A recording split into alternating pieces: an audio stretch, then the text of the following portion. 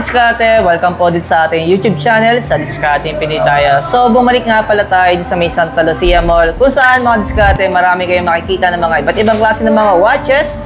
Dito lang yan sa may Time Collection, sa may Santa Lucia, sa may second floor. Ayan. So, kung manggagaling po kayo ng LRT station sa Marikina, so pag pumasok po kayo sa Santa Lucia, so makikita nyo na po yung Time Collection. So, kasama natin si Ma'am Diana, ayan.